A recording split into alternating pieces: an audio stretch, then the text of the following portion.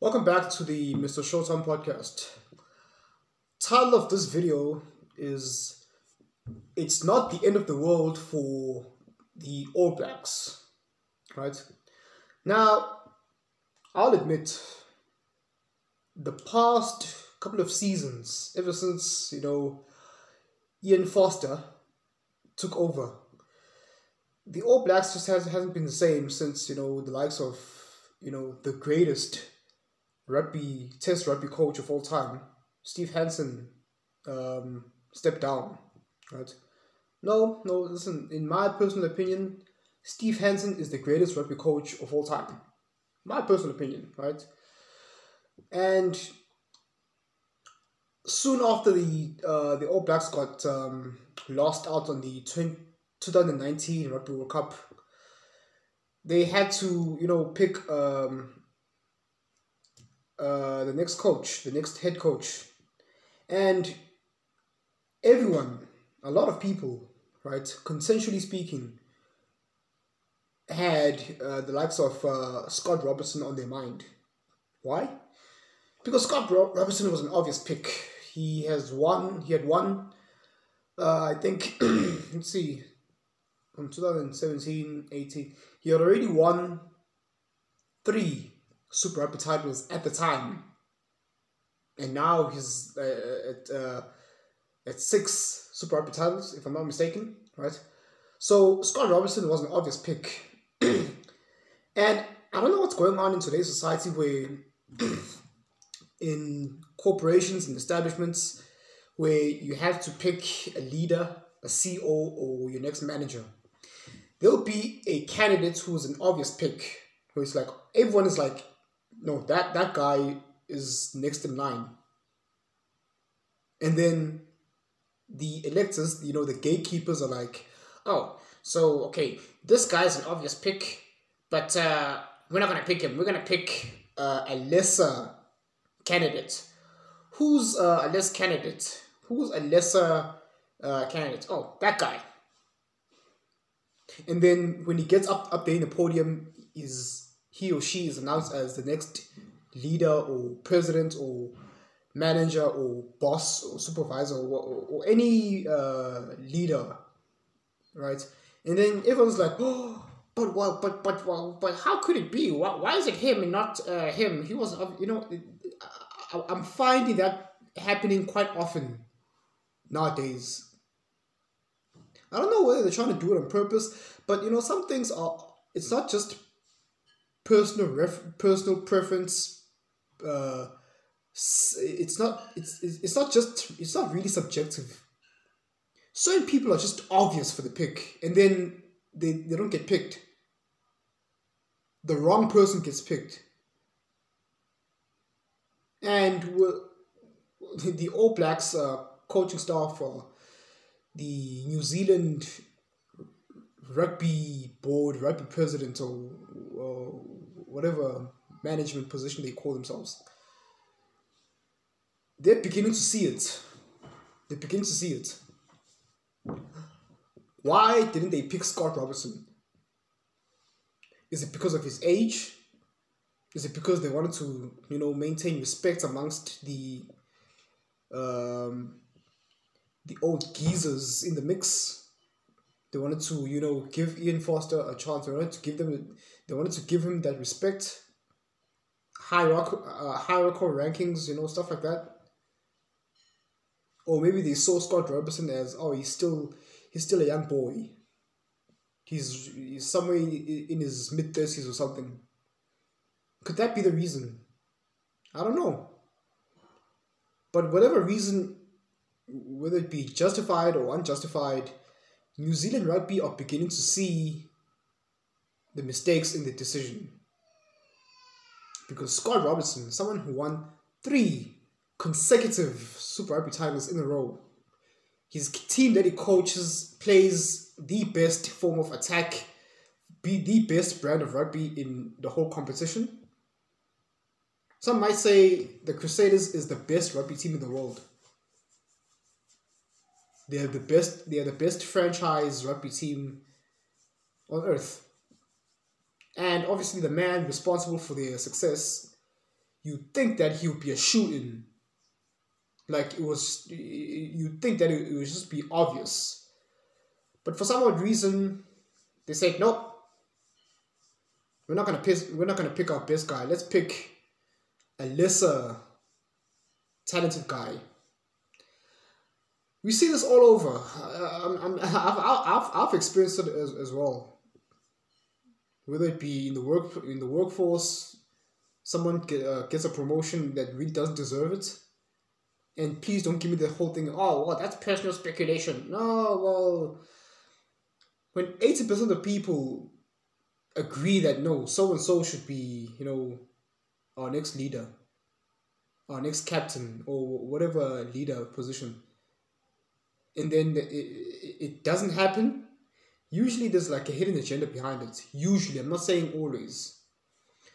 But anyway, it just annoys me how in society we pick leaders. We just pick the wrong leaders for the silliest of reasons. Now, I'm not saying that was the case for the All Blacks head coaching staff, but a lot of people can agree that the All Blacks made a mistake. But anyway, coming back to the main point of this video, my take on this is, yes, the All Blacks have been on sort of like a dwindle in their performance. Well, sorry, not so much as their performance, but in their results and outcomes. They've lost 4 out of their 5 matches. Past 5 matches. They last year, end of the year tour, they lost to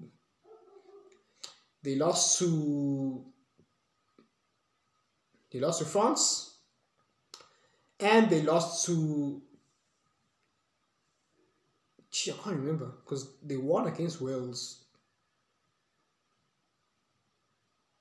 I forgot they lost 2 last year. 2 end of the year. Oh, and against Ireland. Sorry, yeah, I remember. So they lost against France and against Ireland. And to me, I'm looking at the way they lost. The All Blacks, with the way they've been losing their matches, they've been losing it in the sense that, yes, they did create try-scoring opportunities still. Unlike the Springboks, you saw the Bowden Barretts, the R.D. Saviers, the Jody Barretts still create, the Richie Mo'unga still creating try-scoring opportunities out of nowhere. You still saw them create try-scoring opportunities out of nowhere. So it's not so much as the game plan that is flawed. No. They still have that All Blacks attacking, offloading type of style. But the problem I see with the All Blacks is there's a lack of ambition to win. There's a sort of like a nonchalant approach towards the game. So like a poor attitude, a poor ambitious approach to the games. It's almost like the All Blacks are tired. The guys out there, they're uncertain. They're not trying to win, but they're just trying to play a game that's just well enough. So the main point, like I said, they just lack ambition. Unlike what we've seen from previous seasons, when Steve Hansen was in the mix. Also, I'll say this: even in 2018, in 2019, even with Steve Hansen still as head coach, you saw the All Blacks the performance start to tumble. I mean, they still won the majority of their matches, but the last season where the All Blacks really proved their dominance, the last season where they were really dominant is in 2017 against the British and Irish Lions. After that match, the All Blacks just wasn't the same. Right? They just weren't the same. after that season, after the 2017 season, they just weren't the same. Even with Steve Hansen still in the mix. So, to me, it's not so much as the coaching, but it's more so the mentoring aspect. That's the All Blacks' main problem. It's the mentoring. And the player, maybe it's because the All Blacks have won too many matches. They've grown tired and bored of winning. They're like, winning to them doesn't mean much to them anymore because they've been dominating so long, and I think they've reached a point of a burnout. They're sort of like hit the plateau in terms of their ambition to win, because they've beaten everyone. I mean, they've clocked on 100 points against Tonga last year. Sorry, in 2020. Yeah. So a lot of the players are not in there to prove they're not there to really prove anything, because the All Blacks as a brand have already proven so much. But again, I have no problem with anyone disagreeing. If you have a different, if you're an All Blacks fan watching this and you disagree, you're like, Mr. Shaw, I can't believe you're saying this. You're out of touch, and what you're saying doesn't make sense. The All Blacks, the game plan has been has taken a tumble, and there's something wrong within the All Black. Okay, fine. I'm not gonna argue with you on that one, okay? Because if you are like, I'm gonna put myself in the All Blacks fans' shoes. I'm gonna sort of like mentally put myself in their shoes, and I'm gonna try to understand, their perspective as an All Blacks fan that they are. So yeah, I understand their frustration. No, I'm not saying I'm an All Blacks fan. I'm not an All Blacks fan. I'm South African. I'm a Springbok fan, right? But I'm just saying, if I had to put myself in their shoes from an All Blacks fan's perspective, I totally understand their frustration. I totally understand why they're calling Ian Foster a clown. There's this whole slogan that's going on, Ian Foster the clown. I don't totally agree with. Yes, Ian Foster is kind of like weaker than Steve Hansen, and he is weaker than Scott Robertson, which Scott Robertson should have been the head coach. But with that, yeah, the All Blacks, you made a mistake with that one. You should have hired Steve Robertson as your head coach. It was an obvious pick, and for whatever reason, you didn't pick him, and now here you are, you're paying the price. But this is not a trade smash for the All Blacks. I mean, the All Blacks are still able to create scoring opportunities out of nowhere, and they're still favorites going into pretty much every match. Now, again, people are talking about, now it's the Springboks or the favorites, and the All Blacks are the underdog for the first time. I'm not sure about that. I'm on the fence with that one. Yes, the All Blacks are wounded, but me knowing the All Blacks, they know how to bounce back. One of the things that I liked that the All Blacks did is they changed their head coach. Oh, sorry. No. Sorry. No. Not their head. I misspoke. Not their head coach. One of their the assistant coaches. Sorry, I misspoke. They didn't change their head coach. They changed, I think, one or two of their assistant coaches. My bad. Sorry. Excuse me.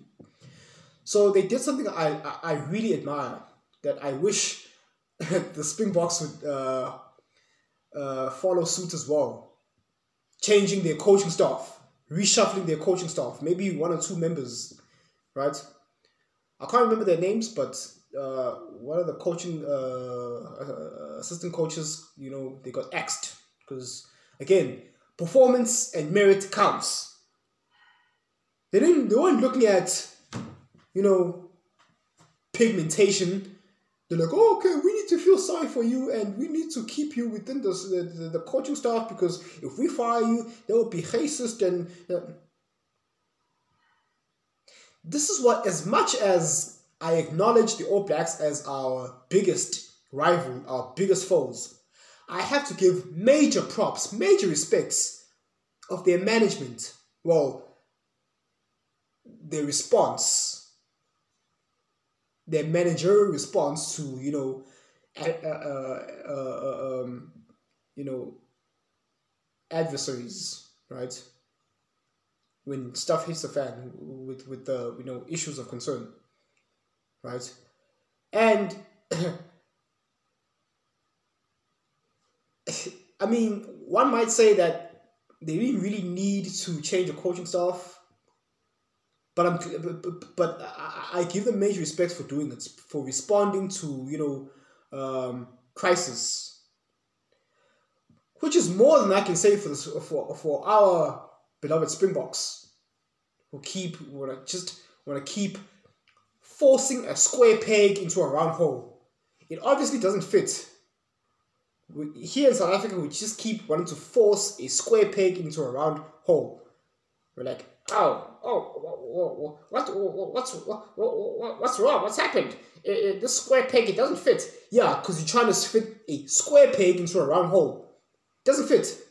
Nah, never give up. You should, try the best you can in life and, ignore the critics and never give up. That whole slogan, that never give up slogan. I think it's kind of like bastardized in a way. No, well, we did it in 2019. We overcome the odds and we did it and everyone doubted us. So we're going to force the square peg into this round hole like, oh, it doesn't fit, try again. It doesn't fit, try again. It doesn't fit, try again. Still doesn't fit, try again. Until silliness, stupidity. What's the definition of insanity? It's trying the same thing over and over and over again and expecting a different result. I wish the Springboks would follow suit with what the All Blacks have done with the moves, with the some of the changes that the All Blacks have done. They saw that there's a problem within the coaching staff. Things are not working. Whether or not certain coaches deserve to be, excommunicated or not, it doesn't matter. But we have to, make drastic changes to have drastic changes.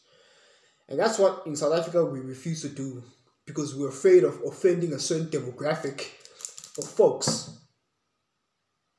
What are we trying to do here? Are we trying to lose the Web Ellis Cup come next year? Are we trying to lose it? That's a question I have for Rassie Rasmus and Jacques Niederbach. With these whole, emotional playing mind games. Oh, we want to have a certain color of folks up in there in the management. All these symbolic silliness games. Let me say this right now in front of the whole world. I have no problem with an all Caucasian, with an all white coaching staff. Oh yes, I said it. Controversy. Oh wow, it's surprising coming from a person of color such as myself. Oh, what's wrong with me? Am I a sellout? Don't care. I do not care. I honestly could not give less of a toss. My prerogative is defending the Web Ellis Cup, aka the Rugby World Cup. And if all the managers are all white, then so be it. If all of them are all black, then so be it. If all of them are Chinese, so be it. I don't care. Sadly, most people don't think like me. Most people just want to see, these symbolic victories that really don't mean anything, as opposed to substance and results, tangible results. Us maintaining the Web Ellis Cup. Us defending the Rugby World Cup. But oh no.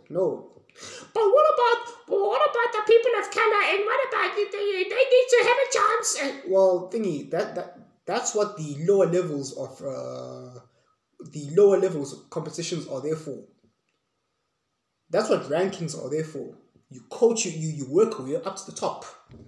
You don't just get taken out for the bottom and then just be put up there for symbolism. And then we had the nerve to wonder why the Springboks, the performance of the Springboks, we're not getting the results we used to get back in the day when we were dominant. I'm talking about 2010, 2011, 2012, 2013. That was the last time the Springboks were dominant in World Rugby. 2013. That was the last year we were dominant. I don't care what happened in 2019. Our World Cup victory was a fluke. Oh yes, I said it. Guys at the Super Sports Studio, I said it. Our World Cup victory in 2019 was a fluke. You know why? Because we had an easier pool in the group stages. The teams we faced, we had Namibia, we had Italy. I mean, come on. We had Scotland. We had Namibia. And of course, we lost our first opening match. Our first pool match against the All Blacks. We lost it. Explain that. Huh? And then we had an easier journey towards the final. We had Japan in the quarterfinals, which we just steamrolled over. Japan was arguably still is a tier 2 nation. Yes, they've beaten Ireland and Scotland, but Japan is not a strong country, not arguably. And then we faced Wales in the semi-final, of which Wales, them two were lucky against France, right? They just got lucky. We faced them in the semi-final, and then we had a nail-biting encounter, of which could have swung either way if it wasn't for the likes of Francois Lowe making the turnover, because we were in our own half. Imagine if Francois Lowe didn't make that turnover and you considered a penalty. Dan Bigger kicked the penalty over for 3 points. Game over. And don't tell me, but there was still time. There was still about 4 minutes left. Us, the Springboks, we're not like the All Blacks where we shatter hearts in the final 10 minutes. We're able to score just like that, just like the All Blacks do. We're not that team. And then, luckily, by God's miracle, England played their final in the semi-final against the All Blacks. And then when they came into the final, they were burned out. Everything went wrong with them for some odd reason. Don't tell me about, I know Swayze the Brain talked about, in the show, The Final Whistle, he talked about, it's because Rassie Rasmus had the brilliance to change up the game plan in the final. They played a different game plan in the final. Swayze, meneer, ek beloof, ek hou baie van jou. I respect you. I wish you were a head coach. But with that particular talking point, I disagree with you. I understand Rassie Rasmus is your friend. You're in front of live TV. You're trying to maintain respect and professionalism. I get it. Talking points. I know. Can't fool me, right? Defending a friend, even though I know you left the Springbok training coaching staff because you yourself didn't agree with some of the coaching expertise of some of the other your colleagues in there, with the way the Springboks were being coached. Hence why you left. I know. I've spoken to people who've met you and they're telling me that, I have eyes and ears everywhere. This is the Mr. Showtime podcast. I have eyes and ears everywhere. I can reach anyone at any time. I know stuff. I may not know stuff as far as coaching. I don't have coaching qualifications, but I'm well talented in the art of logic and reason. Right? But anyway, coming back to the All Blacks, this is not a train smash. Is it a major point of concern? Yes. All Blacks now rank 4th. The lowest they've ever been, I think ever. All Blacks have lost consecutive matches, which is something that you hardly ever see. But we can't wait to see how the All Blacks are going to bounce back. I'm betting on them bouncing back. And obviously for my country, my team, I hope the Springboks are going to pull through in the Rugby Championships and beat the All Blacks twice. because they are wounded. Now, them changing up the coaching staff, we're going to see what changes they've made. So the jury's still out on that one. But anyway, that's my little take for now. I know All Blacks fans are angry, and they're going to disagree with my rhetoric, and I perfectly understand. They're going to say, oh no, this is the worst era for the All Blacks. I understand. I perfectly understand. But I'm just saying that the biggest problem with the All Blacks right now, it's not so much as the coaching, it's the mentoring and the attitude of the players towards the game, and the intent to score and the intent to win, to dominate. Attitudes are a little bit, in a bad place. Like mentally, the players in the All Blacks, they're just not there. The players are just not there. That's my biggest problem that I've identified. It's not so much as the coaching, not so much as the game plan, because they're still able to create those opportunities and score. Unlike the Springboks, where we have to retrieve back to our set pieces and shove the scrum or go to lineouts, kicking into touch, and then hopefully maul it through without conceding a penalty ourselves. But anyway, that's my take about the All Blacks, and yeah, get your stuff together, All Blacks. Sort your stuff out. Get your ish together. Right. But anyway, thanks for watching. Cheers.